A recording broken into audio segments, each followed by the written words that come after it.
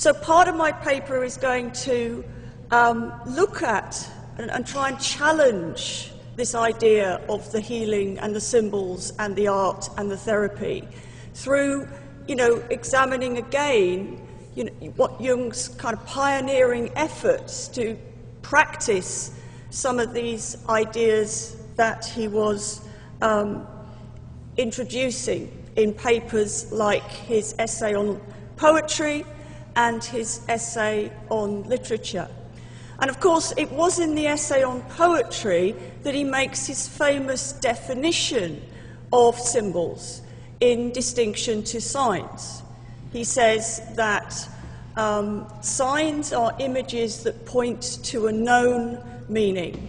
In a sense, they reside mainly in the conscious mind, whereas symbols point to something that is not fully known, not yet known, maybe not even knowable. Symbols are innate parts of the unconscious, the collective unconscious. Symbols join the ego to the unconscious. And that's very straightforward, and it's one of these very nice, very understandable opposing definitions. But when it comes to actually look at a work of art in Ulysses, it's a lot more problematic than those definitions would suggest. So still wondering about the stickiness here, I recalled that there is a division between people who define themselves as artists and who talk about making art. Maybe they're talking about making symbolic art, but they're not happy with defining their making of art as psychological development. And these group of people in our society there is a gap between the artists and the art therapists, between people who use creativity, the making of symbols, the making of works of art as part of a therapeutic practice, and see the making of symbols and art as serving a therapeutic role. So there is a kind of cultural gap between artists and therapy using art. And I'm not alone in kind of thinking that this is something that we should be thinking about and addressing. There's a number of people I'm in contact with who are kind of beginning to research this area.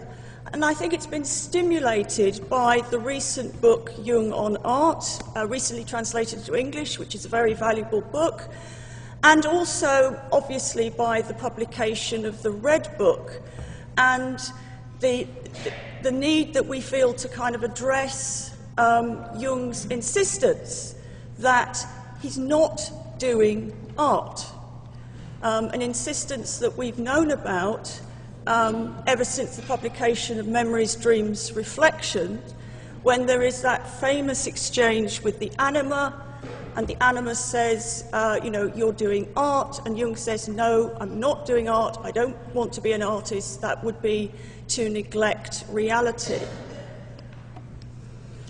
And he's on record also of saying of the Red Book that it's too much, it's too aesthetic, it's too much art, and there is a problem with that.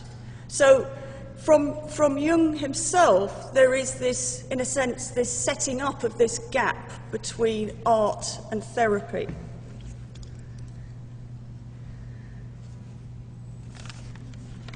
And yet, the symbol, of course, in its uniting function, seems to have the possibility of joining these gaps.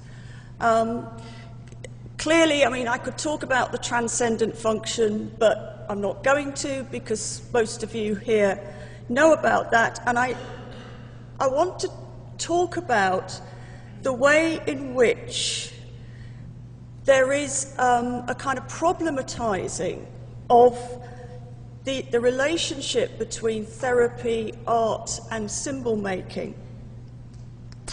And that the symbol itself, although it's doing such a valuable job already in the Jungian field, actually might be even more extraordinary than Jung articulated, although I find the extraordinary is usually already in Jung. It just isn't always brought out by him and all of us who read his work.